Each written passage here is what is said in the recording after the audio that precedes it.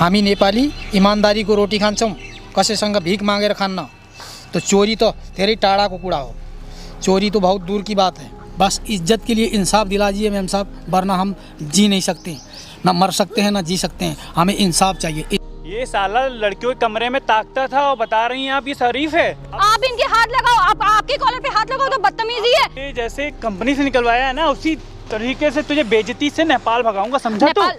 तेरी औकात नहीं से नेपाल भिजवा के दिखा, हाथ हटा। क्या है तेरी औकात? तेरी औकात तुझे मैं दिखाऊंगी। दर्शकवृन्द नमस्कार तथा हार्दिक स्वागत गर्न चाहन्छु। ग्रेटर नेपाल टिभी हेरेर बस्नुभएका तपाईँ सम्पूर्ण दर्शकवृन्दमा आजको यो व्यवसायमा पनि तपाईको माझमा उपस्थित भइसकेको छु। म विवश बुढाथोकी र तपाईले यो भिडियोलाई कहाँबाट हेर्दै हुनुहुन्छ कृपया यसबारेमा पनि हामीलाई जानकारी गराउन अवश्य पनि नभुल्नुहोला। अझ चाहिँ हामीले इन्डियाबाट एउटा भिडियो प्राप्त गरेका छौँ, जो चाहिँ मनिषा चौहान इन्टरटेनमेन्टबाट हामीले यो भिडियो साभार गरेका हौँ र उक्त च्यानललाई पनि तपाईले भिजिट गर्न चाहनुहुन्छ भने हामीले तल डिस्क्रिप्सनमा लिङ्क दिएका छौँ, त्यहाँ गएर पनि तपाईले क्लिक गरेर मनिषा चौहान इन्टरटेनमेन्टको युट्युब च्यानललाई हेर्न सक्नुहुनेछ। र अब भने हामी ढिला नगरिकन एकजना नेपाली बा चाहिँ इन्डियामा काम गर्दै हुनुहुन्छ र उहाँले चाहिँ इन्डियामा काम गर्ने क्रममा विभिन्न खालका आरोपहरू खेप्नु परेको छ। उहाँले चाहिँ इन्डियामा गएर चौकीदारको काम गरिरहँदाखेरि र इमानदारीको रोटी खाइरहँदाखेरि पनि उनलाई चाहिँ भारतीयहरूले एकदमै हेपेका छन्। भारतीय नागरिकले उनलाई कुटपिट गर्ने र कामबाट निकालेर तथानाम गाली र तथानाम आरोपहरू लगाएका छन्। त्यसैले यो भिडियो चाहिँ निकै महत्त्वपूर्ण छ, सबै नेपालीले हेर्नै पर्ने रहेको छ। र त्यहीँकै एकजना महिला पत्रकार युट्युबरले चाहिँ उनलाई बचाएकी छन् र त्यो आरोपबाट पनि मुक्त गराएकी छन्, उनलाई सुख दिएकी छन्। त्यसैले यो भिडियो निकै महत्त्वपूर्ण छ, अन्त्यसम्म हेर्न नभुल्नुहोला है त। हामी नेपाली ईमानदारी को रोटी खान्छौँ, कसैसँग भीख मागेर खान्न। तो चोरी तो धेरै टाढाको कुरा हो, चोरी तो बहुत दूर की बात है। बस इज्जत के लिए इंसाफ दिला दीजिए मैम साहब, वरना हम जी नहीं सकते, ना मर सकते हैं ना जी सकते हैं। हमें इंसाफ चाहिए। ये साला लड़कियों के कमरे में ताकता था और बता रही हैं आप ये शरीफ है। आप इनके हाथ लगाओ, आप आपके कॉलर पे हाथ लगाओ तो बदतमीजी है। ये जैसे कंपनी से निकलवाया है ना, उसी तरीके से तुझे बेइज्जती से नेपाल भगाऊंगा, समझा तू? तेरी औकात नहीं से नेपाल भिजवा के दिखा, हाथ हटा। क्या है तेरी औकात? तेरी औकात तुझे मैं दिखाऊंगी। नमस्ते, आई होप आप सब लोग बहुत अच्छे होंगे। तो आज हम एक बेहद ही सेंसिटिव टॉपिक कवर करने वाले हैं। एक बहुत ही शर्मनाक किस्सा जो कि हुआ है इनके साथ। जब सुना तो मुझे भी बहुत ही ज़्यादा बुरा लगा। तो चलिए इनके मुंह से सुनते हैं क्या हुआ और कुछ सल्यूशन इनको प्रोवाइड करने की कोशिश करते हैं। तो भैया प्लीज़ आप जल्दी बताइए अपने बारे में और क्या हुआ आपके साथ। नमस्ते मैम। नमस्ते। मेरा नाम सुनील छेत्री है जी। मैं नेपाल का रहने वाला हूँ, जिला कैलाली का जी। और मैं 40 साल से इस भारत देश में रह रहा हूँ और तकरीबन 20 साल से इस नवीन कंपनी में मैं सर्विस गार्ड की सर्विस कर रहा हूँ। तो मतलब दिक्कत कहाँ आ रही है, प्रॉब्लम क्या है? आज तक तो बढ़िया चल रहा था, 20 साल तक जो है बढ़िया चला, मुझे कोई दिक्कत नहीं थी। अचानक कोई नए इंचार्ज आए हैं, उन्होंने जो है मुझे नौकरी से निकाल दिया गलत ब्लेम लगा के। वो हमें बोलते हैं जो है नेपाली तुम्हें मैं अपने देश भगा दूंगा, यहाँ सिर्फ नेपाली नहीं रहेंगे और सिर्फ इंडियन गार्ड रहेंगे। नहीं, ऐसे कैसे नहीं रहेंगे? और इतने बड़े शब्द वो बोल कैसे सकते हैं कि तुम्हें तुम्हारे देश भगा देंगे? ये ऐसे कैसे भगा देंगे? आई मीन मुझे समझ नहीं आ रहा है। ऐसा पता नहीं, मैं खुद शर्मिंदा हूँ कि आपको ये सब सामना करना पड़ रहा है, वरना ऐसा भारत देश में बिल्कुल नहीं होता। अलग अलग देश से, अलग अलग जातियों से लोग आते हैं और भाई भाई की तरह रहते हैं, खूब प्यार के साथ हम लोग अपनाते हैं। तो ऐसा भारत देश में बिल्कुल नहीं होता है। बहुत ही शर्मनाक बात है और मैं भी बहुत शर्मिंदा हूँ कि आपके साथ ऐसा हुआ। कुछ हाँ चंद लोग होते हैं जिनके वजह से पूरा देश का नाम ख़राब हो जाता है। तो आप बिल्कुल फ़िक्र मत कीजिए, ऐसा कोई आपके साथ ऐसा कर नहीं सकता। ऐसा हो ही नहीं सकता कि भाई नेपालियों को उनके देश भगा देंगे। ऐसा भारत देश में बिल्कुल नहीं होता। भारत देश में हर एक देशवासी को उतने ही प्यार और सम्मान के साथ अपनाया जाता है और भाईचारा के साथ रखा जाता है। तो आप ये तो बेफिक्र रहिए, किसी की इतनी औकात नहीं है कि कोई आपको यहाँ से भगा दे, ठीक है? बाकी आप ये बताइए, अब आप बता रहे हैं उन्होंने आप पे चोरी का इल्ज़ाम लगाया, तो ऐसे कैसे लगा दिया? जब आप अच्छे से काम करते हैं तो ऐसे कैसे कोई झूठा इल्ज़ाम आपको लगा सकता है? मैं ड्यूटी से जा रहा था, उन्होंने जो है मेरे बैग में कोई चीज़ रख दी मुझको फंसाने के लिए। अच्छा। उसके बाद फिर बाहर चेक हुआ तो वो मुझे पता ही नहीं था। कि मेरे बैग में ये चीज़ रखी हुई है। तो वहाँ पे सीसीटीवी भी तो होंगे कंपनी ने, मतलब आपने कितने साल से काम कर रहे हैं? 20 साल से। तो 20 साल से आप काम कर रहे हैं, अपनी पूरी जी जान लगाई होगी इस काम के लिए। हाँ। तो कंपनी ने आपको एक मौका भी नहीं दिया, ऐसे कैसे सीधा निकाल दिया आपको? मैं गरीब गार्ड की कौन सुनेगा मैम, कैमरा तो शायद बंद कर दिया होगा उन्होंने मुझको भगाने के लिए। अच्छा, उन्होंने सेटिंग ऐसी की, सिर्फ वही पार्ट दिखाया जिसमें मतलब आपका, जिसमें आप फॉल्ट चोरी। साइड में आते हैं। जी। अच्छा। इस वजह से जो है मुझे नौकरी से निकाल दिया। मैं परेशान हूँ, ना रात में सो पा रहा हूँ, ना दिन पे सो पा रहा हूँ, ना खा पा रहा हूँ, ना पी पा रहा हूँ, ना जी पा रहा हूँ, ना मर पा रहा हूँ। बहुत परेशान हूँ मैं, क्या करूँ? गरीब आदमी नहीं, अपने नेपाल देश भी नहीं जा सकता, क्या मुँह लेके जाएं कि मैं चोरी करके आया हूँ। 20 साल से ईमानदारी से काम कर रहा था, अचानक जो है ये नया इंचार्ज आया, इसने मुझे जो है ऐसा जो है फंसाया कि मैं ना घर का रहा ना घाट का रहा। माफ़ कीजिएगा, हमें बीच में थोड़ा ब्रेक लेना पड़ा। ये अपनी बारे में बताते बताते काफ़ी इमोशनल हो गए थे, तो इन्हें पानी वानी पिलाया, अभी भी काफ़ी इमोशनल है। प्लीज़ आप अपने आप को संभालने की कोशिश कीजिए प्लीज़। कैसे संभालूं? मुझे जो है नौकरी से निकाला गया होता तो मुझे नहीं फ़र्क पड़ता, मगर जो है मुझे चोरी के इल्ज़ाम में निकाला। मेरी रात की नींद, दिन का चैन छीन लिया इस नए इंसान ने, नए ऑफिसर ने। हामी नेपाली ईमानदारी को रोटी खान्छौँ, कसैसँग भीख मागेर खान्न। तो चोरी तो धेरै टाढाको कुरा हो, चोरी तो बहुत दूर की बात है। हम इतने सालों की मेरी मेहनत मिट्टी में मिला दिया इस नए इंसान ने, नए ऑफिसर ने। हम नेपाली लोग इज्जत की खाते हैं, इन 20 सालों में हमने इज्जती की खाई, इज्जती कमाई। आज इज्जत हमारे पास नहीं है, बस इज्जत के लिए इंसाफ दिला दीजिए मैम साहब, वरना हम जी नहीं सकते, ना मर सकते हैं ना जी सकते हैं। हमें इंसाफ चाहिए, इंसाफ दिला दीजिए। देखिए, आप हाथ मत जोड़िए, ठीक है? आपको ये चीज़ मांगने की ज़रूरत नहीं है, ठीक है? आपने 20 साल पूरी अपनी जी जान शिद्दत सब दी है इस कंपनी को, आपको ये चीज़ आपसे कोई नहीं छीन सकती। और मैं आपसे प्रॉमिस करती हूँ कि आपको आपकी नौकरी भी और आपकी खोई हुई इज़्ज़त सब मिलेगी। आप बिल्कुल परेशान ना होइए, ठीक है? और जैसे आपने उनके बारे में बताया, तो मैंने उनसे, इन्होंने बताया था कि इनको निकालने के बाद वो लोग नए गार्ड्स ढूंढ रहे हैं। तो मैं उनसे काफ़ी दिनों से, क्योंकि काफ़ी दिनों से हम संपर्क में हैं, तो उनसे बात चल रही थी मेरी। तो मैं आज उनसे मिलने वाली हूँ। मैं भी एक सिक्योरिटी एजेंसी की एक एजेंट बन के उनसे मिलने वाली हूँ, और कुछ गार्ड्स के प्रोफाइल उनसे शेयर करूँगी, और फिर इनको बुलाती हूँ। और चलिए आपको दिखाते हैं कि हम आज क्या करने वाले हैं। तो चलिए। तो इनके सिक्योरिटी हेड से मेरी बात हो चुकी है, अभी मैसेज आया है कि वो आने ही वाले होंगे। तो कंपनी में हम फॉर ऑब्वियस रीजंस हम नहीं गए हैं, क्योंकि कंपनी में कैमरा लगाना, सेटिंग करना बहुत मुश्किल हो जाता है, कंपनी में अलाउड भी नहीं होता है। तो मैंने किसी तरीके से उन्हें यहीं पे बुलाया है, क्योंकि यही लोकेशन हमने इसीलिए सेलेक्ट की है, क्योंकि इसी के जस्ट बैक साइड में वो लंच ब्रेक में अपनी कंपनी से सुट्टा और चाय ब्रेक के लिए यहाँ पे आते हैं। तो मैंने कुछ बहाना यही मार दिया कि मैं गेट के उस तरफ हूँ, तो वो बहुत दूर पड़ जाएगा, मुझे निकलना है। तो मैंने उन्हें 5 मिनट के लिए बोल दिया इस तरफ ही आ जाएं। वो उनकी कंपनी का गेट नंबर 5 यहाँ से थोड़ा ऑपोजिट साइड पड़ता है। तो ये मैंने एक बहाना मारा है उन्हें फंसाने के लिए। तो वो बस आ ही रहे हैं, और आपको जैसे मैंने बताया है आप बिल्कुल वैसे ही करना और उसी टाइम पर आना, ठीक है? तो जल्दी से वो आने वाले हैं, हम बिल्कुल सेट हो जाते हैं, ठीक है? अब ज़रा फोकस कर लो, वो जो पीछे आ रहे हैं ना ब्लेज़र और ब्लू शर्ट में, वो ही है, इन्होंने मुझे फ़ोटो दिखा दी थी, वो जो पीछे से आ रहे हैं। तो तुम ज़रा फोकस कर लो।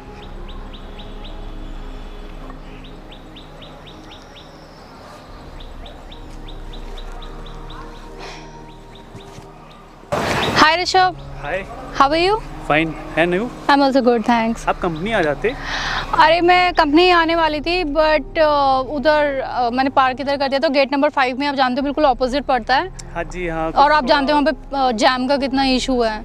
आइए चलिए मैं आपको एक शॉर्टकट दिखाता हूँ, फिर वहाँ से कंपनी चलते हैं। Actually Rishabh, if you don't mind, काफ़ी देर हो गया है वैसे ही वेट करते हुए।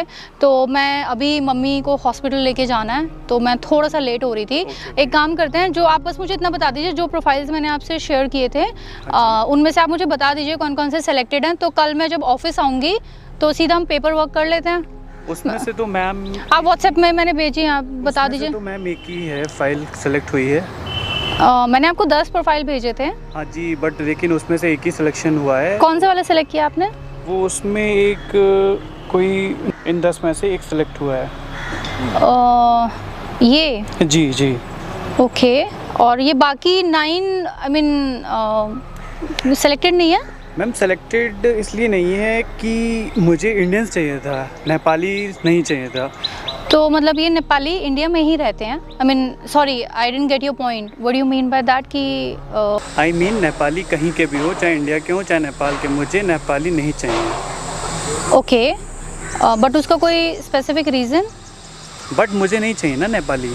ओके ओके, देखिए जो आपकी रिक्वायरमेंट आई थी, राइट, आपको गार्ड्स चाहिए थे जो ब्रेव हो, लॉयल हो, विद गुड एक्सपीरियंस हो, और मैंने आपको वही प्रोफाइल्स भेजे थे। और नेपाल के गार्ड्स तो सबसे ज़्यादा इस प्रोफाइल में, गार्ड की प्रोफाइल में नेपाल के ही सबसे ज़्यादा प्रेफर किए जाते थे। मैंने इन गार्ड्स की इतनी डिमांड है, ये one of the bravest guards हैं। आई डोंट नो, इनको तो सब पीछे भागते हैं इनके। मैम आई नो कि नेपाल के सारे गार्ड्स जो होते हैं वो काफ़ी ब्रेव होते हैं एंड रियलिटी होती है, बट मुझे नेपाली नहीं चाहिए। आप I mean sorry don't mind, but मैं थोड़ा कंफ्यूज हो रही हूँ। आपका जॉब सिलेक्शन जो है वो क्राइटेरिया बेसिस पे है, मेरिट बेसिस पे है, या नेशनैलिटी बेसिस पे है? मतलब मैं कंफ्यूज हूँ कि आप एक अच्छे कैंडिडेट को, परफेक्ट कैंडिडेट को सिर्फ इसलिए हटा रहे हैं कि वो इंडिया का नहीं है। आपके लिए मेरिट मैटर नहीं करता? मैम जी, मैं कंपनी का हेड हूँ, तो मैं बताऊँगा ना कि कैसे मुझे रखना है, कौन से गार्ड्स कहाँ के रखने हैं। ओके, आप इतना गुस्सा क्यों हो रहे हैं? मैं तो बस जो आपने भेजा था उसी के बेसिस पे बोल रही थी। ठीक है, आप सिर्फ नेपाली को रखना ही नहीं चाहते हैं? जी नहीं रखना और कोई रीज़न नहीं है? नहीं, कोई रीज़न नहीं है, मुझे नहीं रखना है नेपाली। ओके, काफ़ी शॉकिंग है। तो ठीक है, आपके ऑब्वियसली आप हेड हैं, आपकी डिसीजन है, आपकी कॉल है, आपकी कंपनी है। तो एक काम कीजिए, जो ये सेलेक्ट हुए हैं, अभी एक गार्ड हैं, मैं उनसे आपको मिलवा देती हूँ, वो अभी हैं यहाँ पे। और अगर ये आपको ठीक लगते हैं, क्योंकि मैं भी निकल रही थी, उन्हें भी निकलना है, फिर अगर सेलेक्ट हो जाते हैं तो इसके बाद कल हम पेपर वर्क के लिए आ जाते हैं। ठीक है, तो बस अभी भी वो 5 मिनट में आने वाले हैं, मेरी अभी बात हुई है। ठीक है, ओके।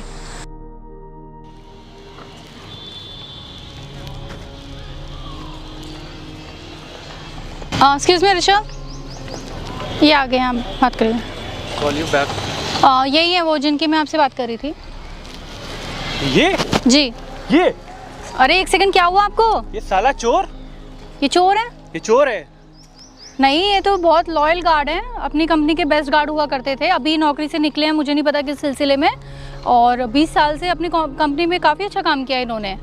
अरे मैडम ये चोर है, चोर, और साले ने चोरी की थी, मैंने इसको निकलवाया था अपनी कंपनी से।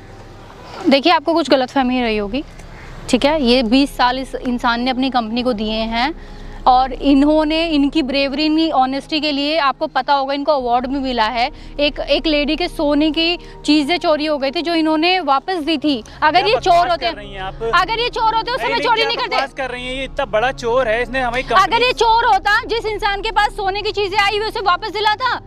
अब ये बताइए, 20 साल से जिस इंसान ने अपनी जी जान सब लगा दी, आपके आते ही वो चोर बन गया? मैडम मैंने अपने CCTV कैमरे में देख के इसको निकलवाया कंपनी से बाहर, समझिए, आप हमको मत समझाइए। देखिए, वो आपको भी पता है आपने झूठे से निकलवाया है, इन्हें भी पता है और मुझे भी पता है कि आपने कितना झूठ बोला है। ये इंसान चोरी नहीं कर सकता। क्या बकवास कर रही हैं आप? पहले ही छोड़ो कि चोर था कि भगौड़ा था, जो भी था उससे कोई मतलब नहीं है। ये हो क्या रहा है? आप इसकी सिफारिश क्यों कर रहे हैं? देखिए, मैं कोई सिक्योरिटी एजेंट नहीं हूँ, इसी ने मुझे बताया कि आपने इसका चोरी का इल्ज़ाम लगाया और इसीलिए मैं यहाँ पे आई हूँ। ये साला लड़कियों के कमरे में ताकता था और बता रही हैं आप ये शरीफ है? आपके पास प्रूफ है? हाँ मेरे पास प्रूफ है। मेरे पास प्रूफ है मैडम, CCTV कैमरे में इसको मैंने देखा है, लड़कियों के कमरे में झांकता था। ये ईमानदारी से अपना काम करता था, आपको शर्म नहीं आती? कुछ पहले बात तो ये हाथ हटाओ, हाथ हटाओ, तुम्हारे पापा की उम्र के, हाथ हटाओ। मैं पकड़ूं तुम्हारे से कॉलर? हाथ हटाओ। बदतमीजी ना करिए। अच्छा, आप इनके हाथ लगाओ, आपके कॉलर पे हाथ लगाओ तो बदतमीजी है। आप कैसे हाथ लगा रहे हो इनके? आपको तमीज नहीं है, आपको तमीज नहीं है। आपको तमीज है, आपको तमीज है। मैं कौन हूँ? आप कोई भी हो, एक गिरे हुए इंसान है आप मुझे एक बात बताइए, आपके बाप की उम्र के इंसान है, आप इस पे इल्जाम लगा रहे हो ये औरतों को छेड़ता है, इसका कॉलर पकड़ रहे हो, खुद के कॉलर पे बात आई तो मुझे तमीज नहीं है, इस पे कैसे हाथ लगाया तुमने? तुम्हें शर्म नहीं आती? हाँ, तुम्हारी हिम्मत कैसे हुई? इसी ने मुझे सब बताया है कि तुमने इसके साथ क्या किया है। अबे साले गार्ड, अरे एक सेकंड, आपने इसके हाथ कैसे लगाया? एक सेकंड, हाथ हटाइए, हाथ हटाइए। हाँ ये लेके आया, ये लेके आया, हाँ हाथ लगाइए, ये लेके आया। तुझे जैसे कंपनी से निकलवाया है ना, उसी तरीके से तुझे बेइज्जती से नेपाल भगाऊंगा, समझा तू? नेपाल तेरी औकात तो नहीं से नेपाल भिजवा के दिखा। हाथ हटा, हाथ हटा, हाथ हटाओ, हाथ हटाओ। देखो ये तमाशा हो जाएगा, पब्लिक एरिया है, पिटोगे तुम। लड़की से हाथ पाई के चक्कर में पिटोगे तुम, हाथ हटाओ। और मैं मारूं तुम्हें? तमीज नहीं, मैं मार दूं? तुम्हें तमीज है? तुमने इसे कैसे मारा? तुमने इसे कैसे मारा? भगोड़ा। और नेपाल तेरी औकात हो ना, ले, और नेपाल है ना तेरी औकात हो, इसे नेपाल भिजवा के दिखा, मैं देखती हूँ। ये आज शाम को आएगा, इसको इसकी नौकरी भी मिलेगी, मैं देखती हूँ तू क्या कर लेगा। क्या है तेरी औकात? तेरी औकात तुझे मैं दिखाऊंगी। चल समझी, तू मेरी औकात दिखाएगी। हाँ। अब मैं दिखाता हूँ अपनी औकात क्या है। इसको मैंने ही निकलवाया था कंपनी से बाहर, पता है? इसमें ही मैंने सारे बैग में इसके सारे जितने भी कंपनी के डॉक्यूमेंट्स थे वो मैंने ही रखवाए थे। बता रही है कि तू रखवाएगी इसको कंपनी बाहर। हाँ ये ईमानदार था, मैंने ही इसको फंसाया था, और ये बहुत ही सबसे ईमानदार था। इसने कंपनी को 20 साल दिए और मैंने ही इसको फंसा के निकलवाया था। और वो साला नेपाली, वो CCTV मैंने ही करवाए थे और सारे CCTV मेरे अंडर में रहते। और तू क्या कर लेगी? ये है मेरी औकात, समझी? और जा यहाँ से, और दोबारा तू जा यहाँ से। औकात वाकई मत सुन, औकात दिखा रहा था ना, हाँ। देख ली, बहुत ही गिरी हुई औकात है, बहुत ही गिरा हुआ इंसान है तू। और तुझे है ना इसकी, नेपाली को क्या समझता है तू? है नेपाली कमजोर होते हैं, इनको इनके देश भगाएगा। तुझे नेपाली की ताकत मैं बताती हूँ, और आज तुझे इसकी औकात बताती हूँ। देखता हूँ कैसे बताती है तू। हाँ मैं बताती हूँ, तुझे पता है मैं कौन हूँ? कौन है तू? हाँ कौन है? तुझे पता है यहाँ क्या हो रहा है, मैं क्यों आई हूँ, इसने मुझसे क्यों, ये देख रहा है क्या है? ये क्या है? हाँ क्या है ये माइक है, माइक है। और ये यहाँ माइक पे है। हाँ हंस रहा है, यहाँ पे वीडियो बन रही है तेरी। कहाँ वीडियो बन रही है? मुझे तो तुझे मजाक लग रहा है? वो देख सामने कैमरा में देख। कैमरा हटो। हाँ तेरे कहने से हट जाएगा, बंद कर। वो तेरी नहीं सुनेगा, समझ गया? कैमरा को तोड़वा भी देगा, कुछ भी कर देगा। ये वीडियो बन चुकी है, इसका तो कुछ नहीं कर सकता। और अब क्यों चेहरा छुपा रहा है? दिखाना लोगों को। ये आप कैसे कर सकते हैं? अच्छा तू से अब मैं आप में आ गई। ये आप कैसे और कर ये सकते चेहरा हैं? दिखाओ ना। मैडम ये आप कैसे? अच्छा मैडम, अच्छा मैं क्यों कर रही हूँ? दिखाना, अगर तूने बहुत अच्छा किया तो लोगों को चेहरा दिखाना। ये लोग हैं जो भारत देश का नाम बदनाम करते हैं। तुम जैसे लोगों की वजह से ना पूरे भारत देश की छवि खराब होती है, जानता है तू? तुम जैसे लोगों की वजह से। क्या मैडम लगा रखा है? हाँ क्या मैडम लगा रखा है? अभी जो तूने जैसे इसे निकाला हो, वैसे एक बात बोलूं, तुम सिक्योरिटी हेड थे, इतनी प्लानिंग प्लॉटिंग की थी, तो मुझे लगा था तुम में थोड़ा सा दिमाग होगा। तुम में इतना सा भी दिमाग नहीं है। तुमने जो सारा कबूला है ना, तुमसे बड़ा बेवकूफ़ तो कोई होगा नहीं। तुमने यहीं पे सब कुछ कबूला है, और यही वीडियो तुम्हारी पुलिस में भी जाएगी और तुम्हारे ऑफिस में भी जाएगी। उसमें पता लगेगा तुमने किस प्लॉटिंग से, कैसे साजिश के तहत इसे निकाला है, और तुम इसे नौकरी से निकालोगे। बेटा तू अपनी नौकरी बचाओ, नौकरी तो छोड़, इसके तुझे पता है इसके क्या कानून है? ब्लैक लिस्ट हो जाएगा, तुझे कहीं नौकरी नहीं मिलेगी। And I will make sure कि तुझे जिंदगी में कहीं नौकरी ना मिले। मैम माफ कर दो। क्यों? प्लीज ये बंद करवा दो। क्यों बंद क्यों कराना? क्यों बंद कराना? जब तुमने CCTV पूरी कंपनी के सामने चलाया था ना, पूरी कंपनी के सामने बेइज्जत करके धक्के मार के निकाला था। यही CD, यही वीडियो चलेगी पुलिस स्टेशन में भी, और तुम्हारी कंपनी के HR डिपार्टमेंट में जो HR फंक्शन होता है ना, वहाँ पे ये चलेगी वीडियो तुम्हारी। अब तुम्हें पता लगेगा। मेरी बहुत इज्जत है। इज्जत शर्म नहीं आ रही तुम्हें? इज्जत की बोलते हुए? इसकी कोई इज्जत नहीं है। हाँ इसकी कोई इज्जत नहीं है। ये गरीब है, दूसरे देश से है, तो इसकी कोई इज्जत नहीं है। मैम मेरी तो और तुम्हें अब इज्जत का पता? हाँ नौकरी, क्या नौकरी? मेरी नौकरी चली जाएगी। तुम इस नौकरी की बात कर रहे हो? मैं तुम्हें ब्लैक लिस्ट कराऊंगी, तुम्हें कहीं नौकरी नहीं मिलेगी। मैम ऐसे ना करिए मैम। अच्छा अब तुम हाथ जोड़ रहे हो? क्या हुआ? तुम तो कॉलर पकड़ रहे थे ना, अब हाथ क्यों जोड़ रहे हो? हाँ हाथ क्यों जोड़ रहे हो? कॉलर पकड़ रहे थे ना तुम। मैम मुझे माफ़ कर दीजिए, मैंने बहुत लोन ले रखा है, घर ले रखा है, उसके लिए लोन लिया है। अच्छा मेरी नौकरी चली जाएगी तो फिर मैं कैसे अदा करूँगा? अब तुम्हें समझ आ रहा है? मेरी इज्जत बहुत है मैम।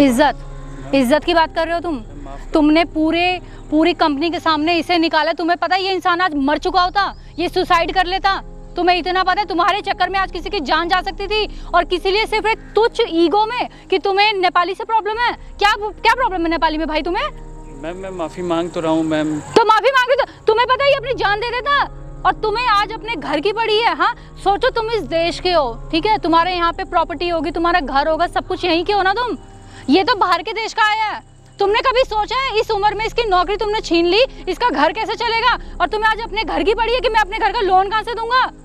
प्लीज़ माफ़ कर दीजिए माफ़ी से क्या होगा? इसकी इज्जत वापस आ जाएगी, ये बताओ। मैम। मैं इसको नौकरी दिलवाऊंगा, इज्जत के साथ दिलवाऊंगा मैम। मैम प्लीज़ माफ़ कर दीजिए। शर्म आ रही है? अब खुद पे बीती तो तुम्हें पता लग रहा है? शायद मैंने अपनी पोजीशन को देखकर निकाल दिया इसको एरोस्टेंट में। प्लीज़ मुझे माफ़ कर दीजिए। अब मुझे एहसास हो रहा है कि गलती कैसे होती है। आज पता लगा है ना? जब तक खुद पे ना बीते इंसान को पता नहीं लगती।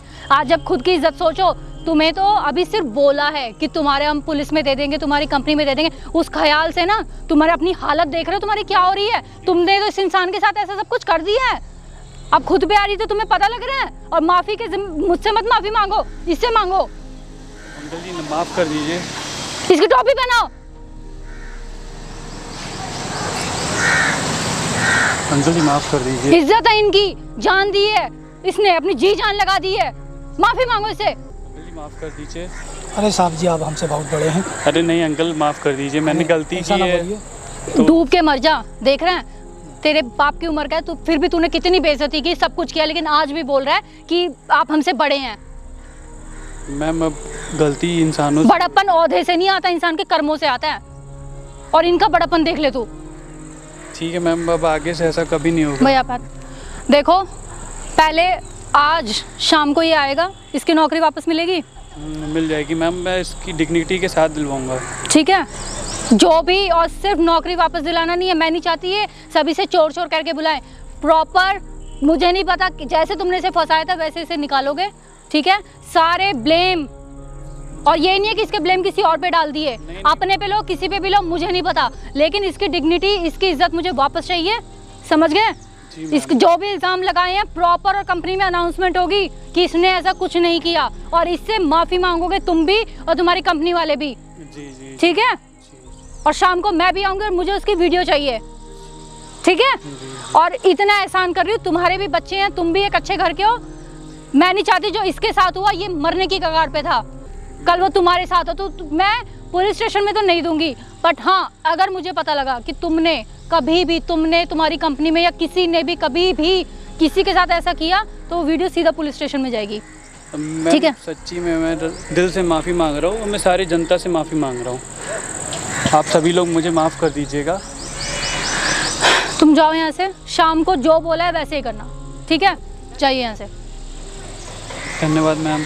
जाइए। देखिए आप टेंशन ना ले, जैसे मैंने आपको वादा किया था, आपको आपकी नौकरी भी मिलेगी, आपको खोया हुआ सम्मान भी मिलेगा। आप हर एक चीज़ मुझे अपडेट करेंगे। ठीक है, कुछ भी गलत होता है आप मुझे बताएंगे। ठीक है, अगर हुआ तो हो सका तो मैं नेक्स्ट पार्ट 2 भी ज़रूर लेके आऊँगी, जिसमें मैं दिखाऊंगी कि ये वीडियो में गए, क्या हुआ, कैसे हुआ। ठीक है, आप मुझे उसकी वीडियो बनाएंगे, मुझे सब कुछ बताएंगे। ठीक है, मैं आपका आभारी रहूँगा। अरे नहीं, देखिए मैं आपका आभारी रहूँगा, मेरी नौकरी बचाई आपने, मेरी बेटी जैसी हैं आप। देखिए आप हाथ नीचे करिए। पहली बात तो मैंने आपको कुछ नहीं दिया, ये आपका हक था, आपको आपका हक वापस मिला है। आपने 20 साल दिए हैं इस कंपनी को, अपनी जी जान, सब कुछ मेहनत, सब कुछ लगाया है। ठीक है, ये हक आपसे कोई नहीं छीन सकता, ये आपका था और आपका ही रहेगा। ठीक है, ये सब आपकी बदौलत मिला है। और हाँ ठीक है, हम इंसानियत के नाते पुलिस स्टेशन में तो ये वीडियो नहीं देंगे, क्योंकि उसके भी घर बार है, बच्चे हैं, हम इतना नहीं गिर सकते, किसी की ज़िंदगी नहीं बर्बाद कर सकते, क्योंकि जान सकते हैं जब इनके साथ हुआ, ये सुसाइड करने वाले थे तो दूसरे बंदे पे पता नहीं क्या बीते, तो हम पुलिस स्टेशन पे तो नहीं देंगे।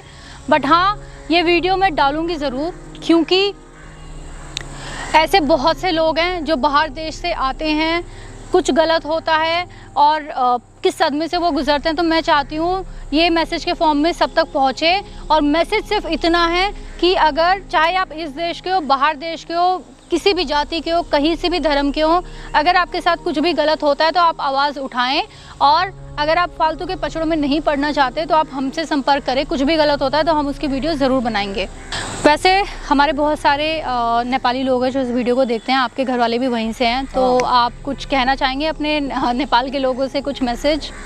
हाँ, नेपालीमा म भन्छु सबैलाई, भन्छौ कि देशमा आएपछि सावधान भएर आनु, यानी परदेश में आओ तो सावधान रहो, कोई धोखेबाजी ना कर सके तुम्हारे साथ। तुम ईमानदार हो तो ईमानदारी के साथ में जो है काम करो, दूसरे को खिलाफ भड़काओ ना, और ना जो भड़काए उसको ज़रूर आप जैसी बेटी के पास जाओ, अपनी शिकायत लेके, अगर तुम्हारी कोई प्रॉब्लम है इनके पास आइए, आपका जो है प्रॉब्लम सॉल्व ये बेटी करेंगे। म 40 साल देखि यहाँ प्रदेशमा बसेछौँ, ईमानदारी संग 40 सालबाट गरेको काम और सबै नेपालीहरूले पनि त्यस्तै गर्ला भन्ने मेरो विचार छ। और त्यो विचारधारणाले म यो घोषणा गर्दछु। मेरो यो भिडियो जरुर लाइक गर्नुहोला। सबै नेपालीहरूलाई हार्दिक शुभकामना, धन्यवाद। हामीहरू जस्तै इमानदार हुन्छौँ, त्यस्तै इमानदारीको साथमा कसैले चोरीको इल्जाम नलगाओस्, त्यो ख्याल राख्नु आफ्नो। हामी नेपाली इमानदारीको खान्छौँ, इमानदारीमा मर्छौँ, इमानदारीमा जिन्छौँ। इमानदारी रहोस् जबसम्म जिन्दा रहोस्, यो मेरो नारा हो। जय हिन्द, जय नेपाल। दर्शकवृन्द, तपाईँलाई आजको भिडियो कस्तो लाग्यो कृपया लाइक तथा सेयर गरेर धेरै नेपाली समक्ष पुर्याउन नभुल्नुहोला। हामी आगामी दिनमा पनि यस्तै खालका भिडियोहरू तपाईँको माझमा लिएर आउने नै छौँ। त्यसैले च्यानललाई सब्स्क्राइब गर्नुभएको छैन भने सब्स्क्राइब गर्न पनि नभुल्नुहोला। भारतमा अप्ठ्यारोमा परेका एकजना नेपालीलाई उद्धार गरेकोमा त्यहाँकी पत्रकार मनिषा चौहानलाई पनि स्याल्युट गर्दै आजको यो बसाइबाट मलाई पनि आज्ञा दिनुहोस्। नमस्कार, जय देश, जय ग्रेटर नेपाल।